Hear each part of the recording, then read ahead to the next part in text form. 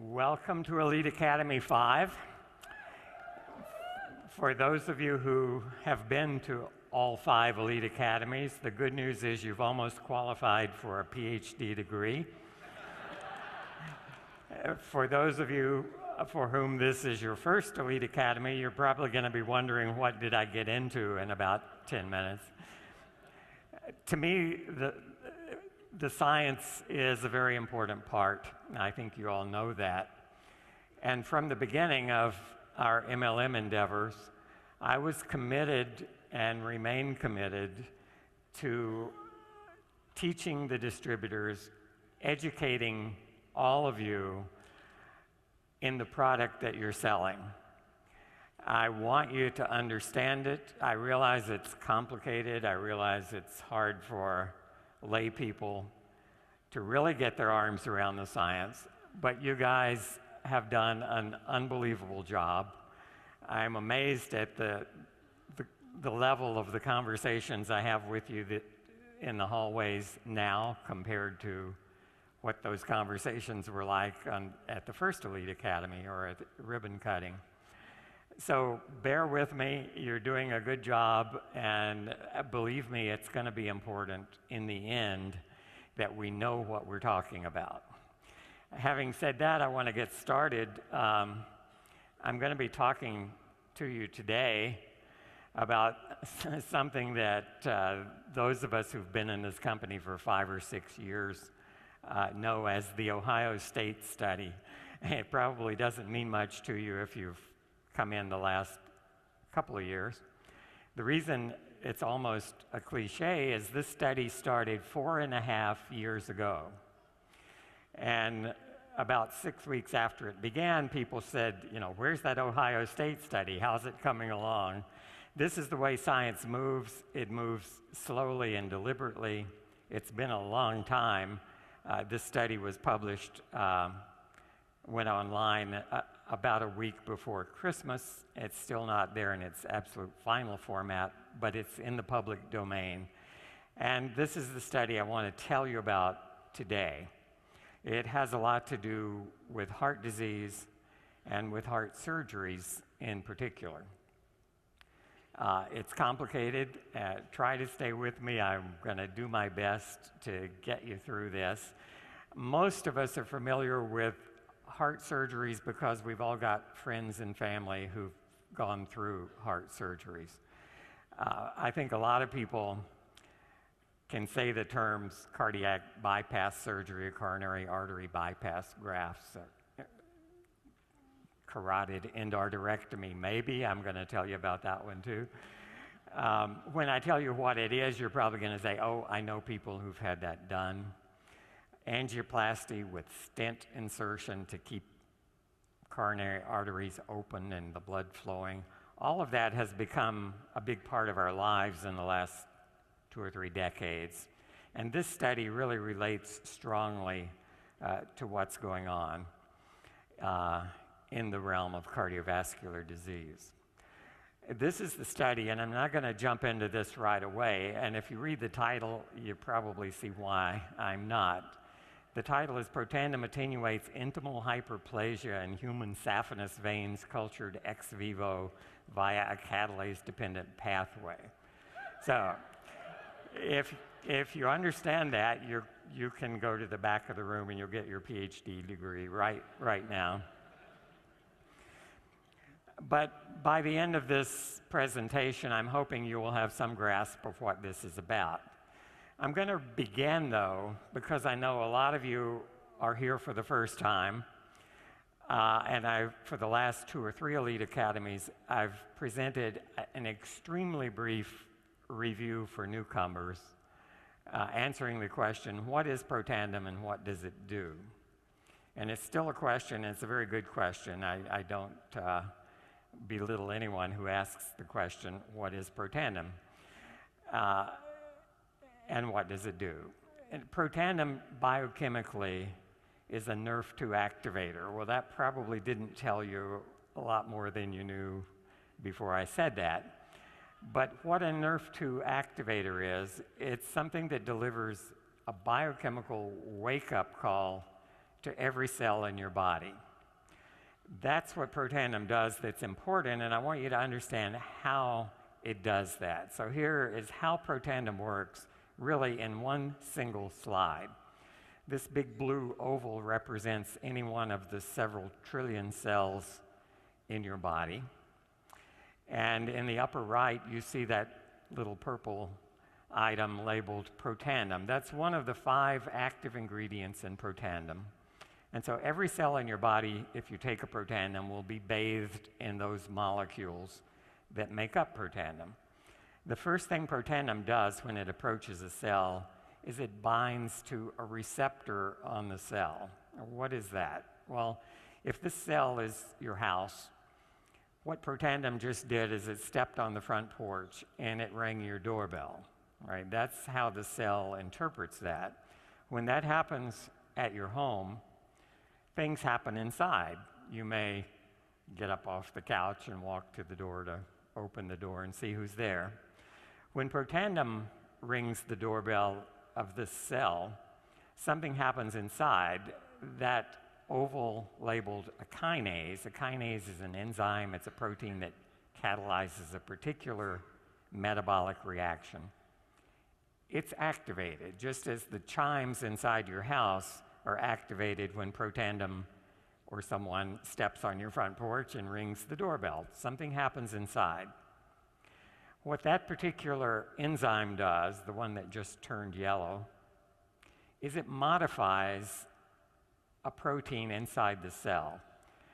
The protein that's modified is represented here by the little red oval labeled NRF2, NRF2. NRF2 is what biochemists call a second messenger.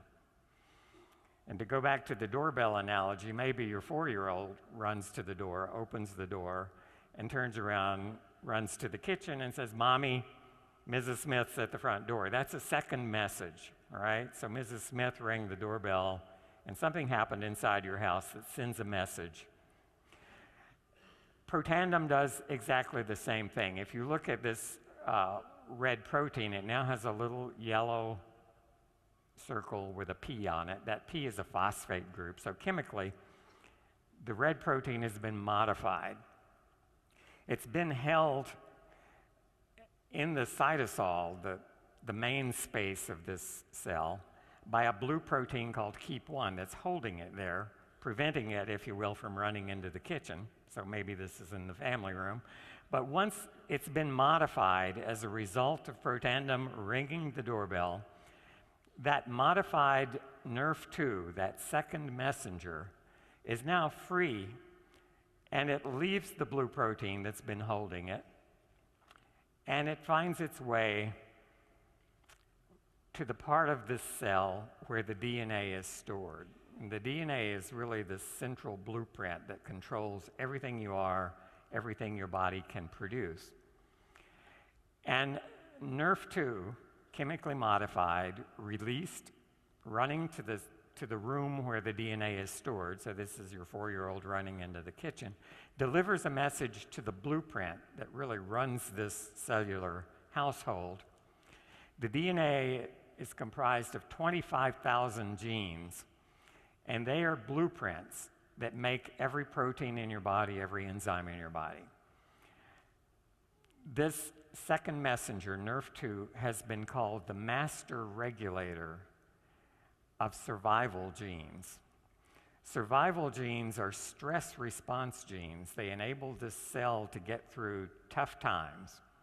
Some of them are antioxidant enzymes, and we've talked about those from the beginning. When Protandim started, what we thought it would do is upregulate, make more of 2 specific enzymes. And at the last Elite Academy, I showed you what we now understand about how it works and what it does. Protandim upregulates at least 400, maybe closer to 600 or 800 enzymes, not just the 2 we were originally interested in. Among those enzymes are survival genes of all kinds, not just helping you to survive oxidative stress, but helping you to survive traumatic stress. Cells get injured, they respond, organs get injured. blood vessels get injured. Today we're going to be talking about what happens when blood vessels are injured, and they can be injured by well-intentioned surgeons and physicians. And they respond in ways that can create problems for us. Problems not related to the original disease, but problems related to what happens next.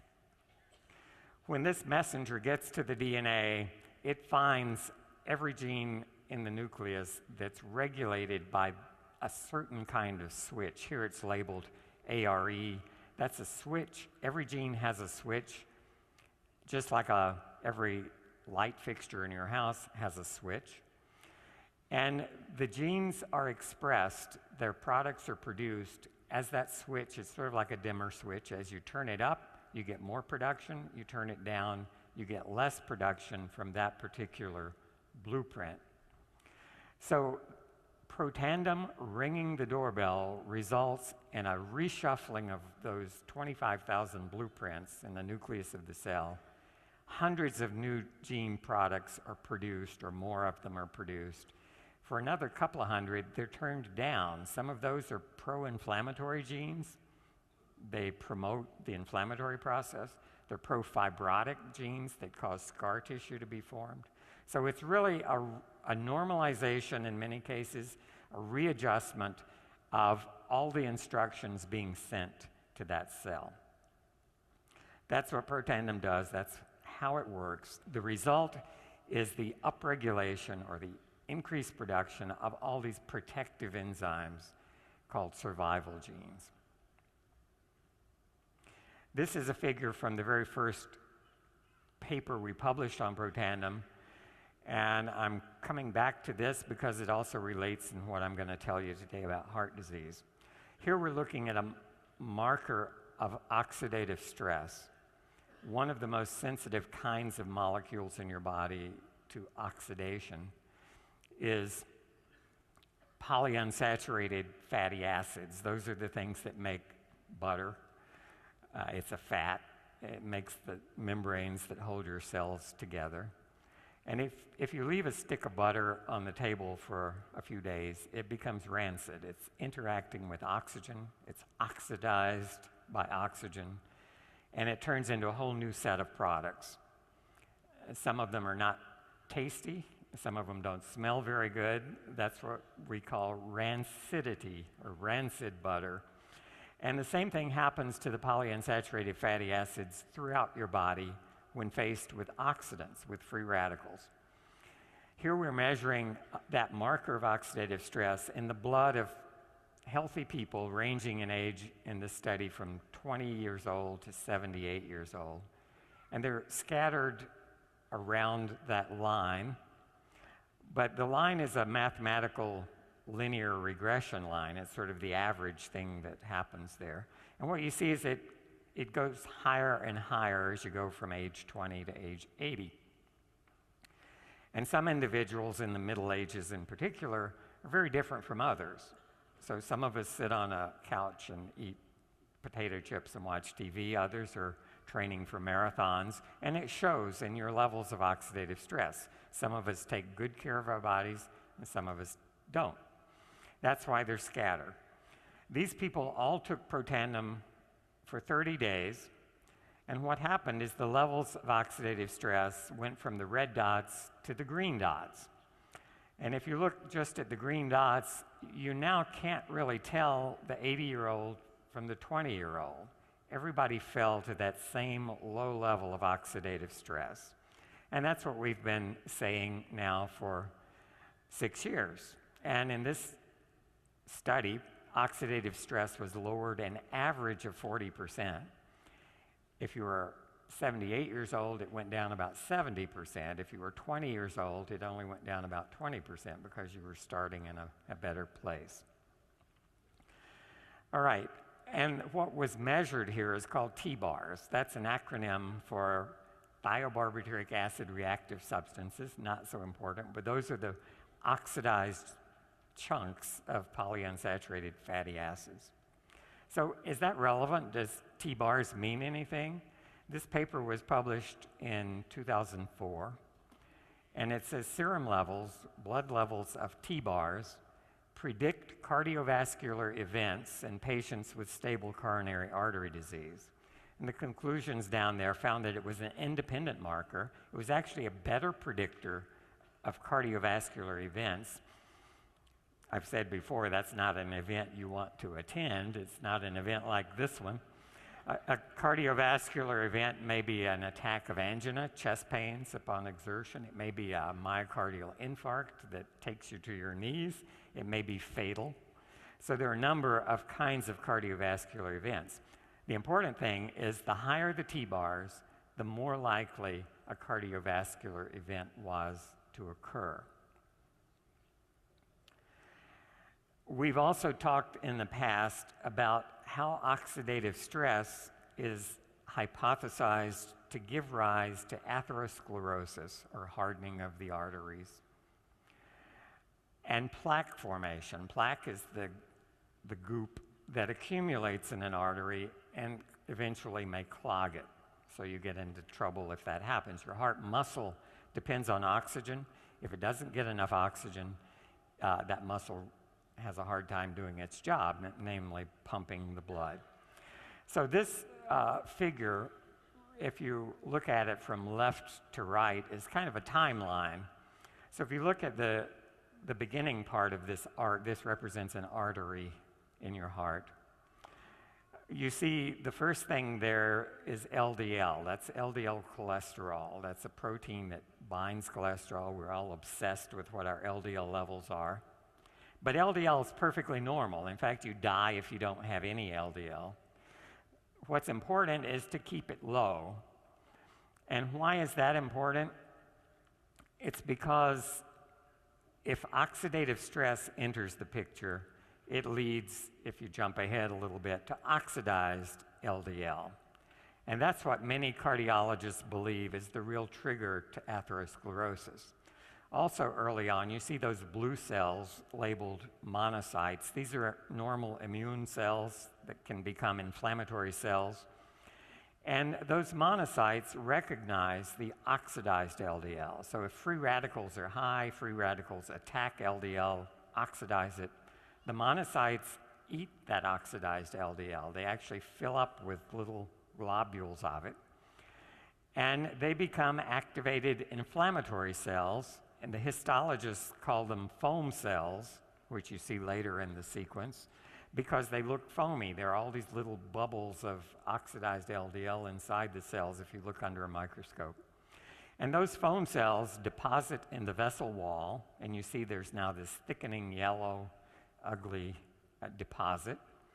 It contains foam cells, it contains oxidized LDL, and it slowly starts to occlude, to close in the lumen of the artery. The lumen is the part of a pipe that's open in the middle. That's where the water flows through. If the lumen closes down because there are deposits on the walls of a pipe, then that vessel becomes compromised. And the real problem, the event that may be fatal, is when this deposition of this ugly yellow plaque in the vessel wall, when it breaks through that layer of Teflon that keeps blood from clotting, it's called plaque rupture. So if that layer of cells is breached and plaque rupture occurs, you will get an instant thrombosis, a blood clot that forms right at that spot, and that big blood clot will completely occlude the artery, and it may be fatal. So that's the progression of atherosclerosis. And we've talked before about how oxidative stress is involved in the early part of that process. But it's also involved in the later part of the process, and that's where this Ohio State study comes in. So let's assume, again going from left to right here, that oxidative stress leads to atherosclerosis. It's a slow process, 30 or 40 years developing. An alarming part of this is that atherosclerosis begins with something called fatty streaks in the wall of an artery. They're now being seen in children as young as 10 or 12 years old. So they can begin in the first decade of life. It's a process that builds and builds, and by the time a person reaches 40, 50, 60 years of age, there's almost certainly evidence of atherosclerosis, probably in everybody in this room. It's a time bomb. And lifestyle can help prevent it. Good diet, exercise, all the things you hear about can help slow it down. And it doesn't have to be the thing that does you in the end, but it's a process. It's like if you build a new house, 20 years later the pipes will be rusty and there will be some corrosion and deposits. It might be still fully functional, but that happens. All right, so if atherosclerosis leads to partial or complete blockage of arteries, you go to a doctor either for a checkup or because you're having chest pains or for one reason or another. And if it's bad enough, there are 3 common surgical interventions that can occur. One is a coronary artery bypass. And again, I think you all have heard about people who have that. It's extraordinarily common surgery these days. Another procedure done by cardiologists without so much invasive surgery is angioplasty, and that's threading a balloon into that blocked artery, inflating the balloon. You can open it up. These days, initially it was just the balloon, and it was found out, sure, you can stretch that artery open if it's clogged by plaque, but within a month or 2, it starts to close down again, not surprisingly. Now, what's done is a stent is inserted, so I'll tell you about that and show you some pictures of a metal stent that, once the artery is opened up, can help keep it open. It also has consequences and has medical problems produced by the surgery itself. And finally, carotid endarterectomy refers to the carotid arteries, big arteries in your neck that take the blood supply to your brain. Very important arteries, obviously. They too get clogged with plaque. And so you may know family members or relatives or friends who've had carotid endarterectomy. What the surgeon does there is he literally temporarily bypasses the clogged part, opens it up, and just scrapes out the gunk. And I'll show you a disturbing picture of that later on as well. All right, all 3 of these procedures have failure rates. They're not complete permanent solutions to the problem. And if you look at the 10-year failure rate, 10 years is a long time for a surgical procedure to improve your quality of life. But with coronary artery bypass surgery, after 10 years, up to 50% of the grafts have failed. They're either almost completely blocked again, or they have been completely blocked. And so often, coronary artery bypass surgery has to be repeated, or some other one of these other procedures sometimes can help. With stents and angioplasty, they don't even last that long. Sometimes 4 or 5 years is about what you expect from a stent, and I'll show you the reason they fail. And the same with carotid endarterectomy, a little better result there, maybe 30% failure rate after 10 years. But what we want to look at is what causes that failure rate, and it's our old nemesis, oxidative stress, again. Oxidative stress leads to something that was in the title of that Ohio State paper, intimal hyperplasia. So I'll show you what that means. And that's really the culprit that causes those opened vessels or bypassed vessels to clog up again after some years. Intimal hyperplasia is the problem. And what causes the intimal hyperplasia, at least in the context of the Ohio State study, was shown to be oxidative stress, something Protandim can help with. All right, do those words mean, intimal hyperplasia? It's simply a thickening of the wall of the blood vessel. So you might wonder, why didn't I say that in the first place? If you look at the cross-section of a blood vessel, what you see is there's several layers. If you cut a copper pipe open, there's just one layer. It's copper, all right? That's the wall of that pipe. If you cut an artery open, you'll see there are 3 distinct layers. So the pink circle in the middle is the lumen. That's where the blood flows through the hole in the pipe. And the innermost layer is called intima, which means innermost, all right? Physicians have a way of making things more complicated than they should be, maybe. The media is the next layer, that pink layer, and that means middle, or the one in the middle. And the outer layer is called adventitia. So there's three distinct layers. What happens when the intima proliferates? If that middle layer, those cells start to divide, what happens is that inner part of the lining gets thicker and thicker and thicker. And here you see it protruding into the lumen. If this happened all around, the lumen would get smaller and smaller and smaller. The media also gets thicker, and cells in the medium, largely smooth muscle cells, and some of those will migrate into the intima. So you get this thickening of the wall that can occlude a vessel. Intimal hyperplasia, this wall thickening, is an iatrogenic condition. What that means, you may go to your doctor for some procedure, you go back a month later for a follow-up, and he may say something like, well, you have an iatrogenic infection. And you're probably thinking, oh no, an iatrogenic infection. What that means is he caused it, okay? And not intentionally, it may have just been accidental, but iatrogenic means physician-induced. And Dan Royal can probably tell you there are lots of those things that are physician-induced because a lot of the procedures have consequences. And intimal hyperplasia is one of those consequences. So it's not done on purpose, and it doesn't require a malpractice attorney or anything like that. But it is caused by the procedure. All right, here are actual arteries. The upper picture is a cross-section through a saphenous vein. This one is from a pig.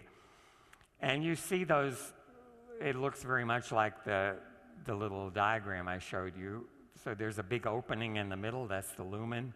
There's a dark intimal layer, a lighter colored media layer, and an adventitia around it.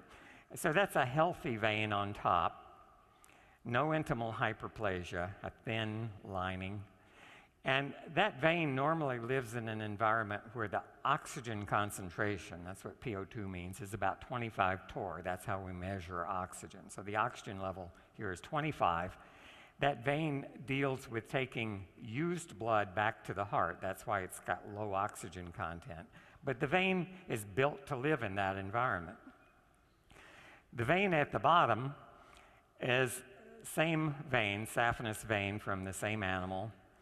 And this section of the vein was cultured at high oxygen, 125, so it's 5 times higher. And that's close, that's a little higher than arteries see, but it's close. Arteries normally see 100 torr concentration of oxygen. So that's the difference between veins and arteries. Veins carry low oxygen blood, arteries carry high oxygen blood. And oxygen, believe it or not, is toxic. You may think oxygen is good for you, and it is good for you. You die if you don't have oxygen. But you might be surprised if we took a healthy young adult rat who's breathing here at sea level an atmosphere that's 20% oxygen, 21% oxygen. If we put that rat in a plastic box and we gave him 100% oxygen, which is only 5 times more than normal, in 72 hours that healthy animal would be dead, because oxygen is that toxic. 5 times more would destroy his lungs, and the animal would die. So when a heart surgeon, and I'm going to show you pictures of how this happens, takes a piece of a vein from your leg and uses it as new plumbing to go around an artery in your heart, he's asking a vein to do an artery's job, and it's going to see much higher oxygen than it's used to seeing. And it does a good job, but it pays a price and it suffers. Why is artery bypass surgery done? If this represents, here in a very simple picture, an artery in your heart, and you develop plaque over the course of 10 or 20 or 40 years, again, you see the lumen of the artery is closing up. And the artery, by the way, is at 100 torr, it's high oxygen.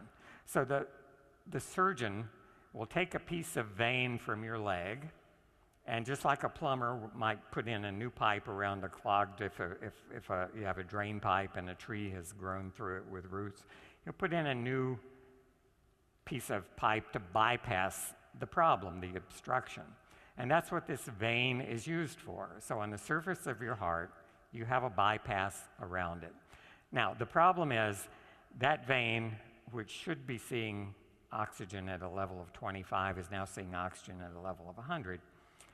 It causes oxidative stress uniquely to this vein, and the result is the walls of the vein thicken and will eventually obstruct the lumen to the point where it may close up and clog.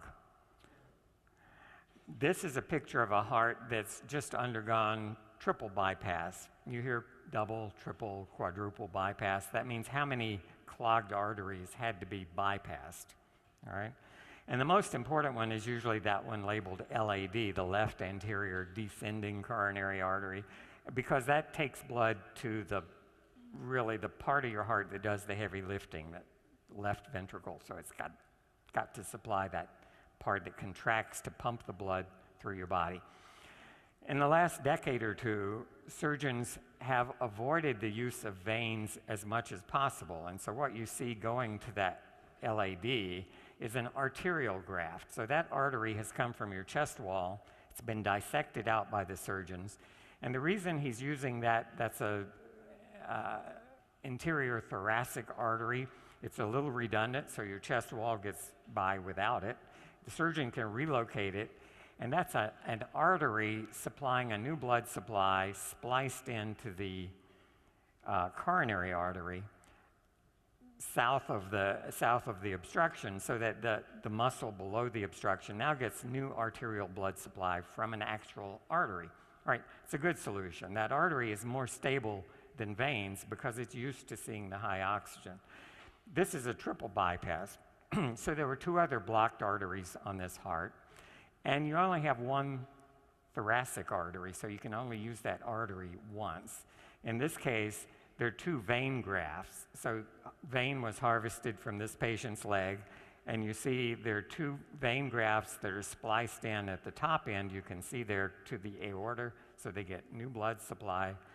And at the other end, which you can't see in this case because they're on the other side of the heart, they're spliced into also two more blocked arteries. Right? Those veins are going to be more problematic than the artery. The artery has a 10-year failure rate, maybe as low as 10 or 15%. The veins, 50% or more will fail by 10 years. So that's the problem with this surgery.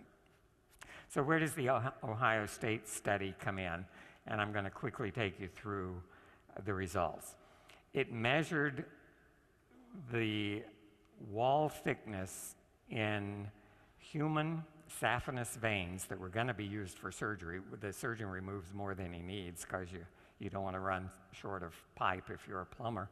So there's leftover pipe every time a person undergoes bypass surgery. That's what was used in this study. They were incubated either at low oxygen, and that's described here as the freshly isolated. They don't change if they're incubated in low oxygen, or at high oxygen. And after 2 weeks incubated, where the only variable really is high oxygen, you get intimal hyperplasia, you get wall thickening. So this was done outside living people in a laboratory model. And so the blue bar is where the intimal thickness should be if you're looking at the A panel. The red bar is after 2 weeks at high oxygen, and the wall has already thickened several fold. And the green bar is the same kind of a culture, except Protandim has been added to the culture medium. And so even in high oxygen, the Protandim treated veins have avoided intimal hyperplasia. The walls have not thickened. They're staying at the same thickness as in freshly isolated healthy vein. Here we're measuring the intima in panel A, the media, the next layer in panel B, and what you can see is with Protandim in the diagram on the right, the intima and the media layers are still thin. There's a big opening in this pipe. It's conducting lots of blood. The bottom picture is what happens if the thickening occurs, the red bars, and you can see that the area, cross-sectional area, is reduced maybe by 80% in that diagram. So very little blood is now able to get through. So Protandim has blocked this process that's really the bane of cardiac surgeons, because they can do their surgery just fine, but it's the consequences, even years, begin sometimes weeks or months, but certainly by years. I think I'm not going to dwell on this. I don't want to turn you into histologists, and these pictures may be ugly. But if you look at just A, B, and C, and you say one of these is not like the other, you might pick the middle one. So even if you don't know what you're looking at, it certainly looks different. A is a healthy vein, freshly isolated. C is a vein incubated at high oxygen in the presence of Protandim, which looks a lot like A. The one in the middle that looks bad, and it has, you can see there, a neointimal layer, and it's very thick, so there's a lot of vessel thickening happening there, prevented in C by Protandim. If you look at the number of cells that are actively dividing, again, freshly isolated, healthy vein, very few dividing cells, incubated in oxygen, where it's going to see it if it becomes an artery or a replacement for an artery. A lot of dividing cells. That's required for that wall to thicken. It takes more cells. They're multiplying or getting thicker and thicker. Protandim, the right bar, completely blocks that intimal thickening. If we measure free radical production in these veins, A, B, and C are again fresh vein. B is cultured at high oxygen, and C is high oxygen with Protandim. And what we're looking for is the red fluorescent stain. So you can see in the red one, in the A panel, very little evidence of free radical production. B, a lot of it. And C, incubated with Protandim for the 2-week period back to the A levels. So it's blocking free radical production by scavenging those radicals. They're quantified in the bars on the right, so in the color code is the same. Blue is healthy, red, high oxygen, green, high oxygen with Protandim. So again, we see the protection. This is looking at lipid peroxidation marker. This one is very closely related to T-bars, which was in our original study. It's a specific component of T-bars for H&E. And again, look at the level of 4-HNE in the blue bar. That's healthy. High oxygen, but with Protandim, it's even lower this time than the blue bar. It's better than new. It's better than the freshly isolated vein. But without Protandim at high oxygen, you can see a lot of this lipid peroxidation product, maybe 5 times more. And why is the vein protected with Protandim? Again, it's the same old story you've heard about in other studies. 3 important antioxidant enzymes have been sharply upregulated. Again, the blue bar is normal, healthy vein, incubated at high oxygen. The cells haven't induced the enzyme to protect them, but if we add Protandim, the green bar, all 3 of these enzymes are dramatically induced to provide the protection that you saw in the previous slides. This is another measure. In this particular case, catalase was focused on because there's a convenient specific inhibitor of catalase. Turned out that catalase is absolutely necessary, but not sufficient necessarily to provide the protection. But catalase is a key enzyme. That's one of the 2 we began this quest of Protandim studying, and it turns out to be certainly very important. So the conclusions are that the saphenous veins used in arterial bypass surgery suffer from oxidative stress, and that's no big surprise due to the higher concentration of oxygen in the arterial blood that they're now asked to carry.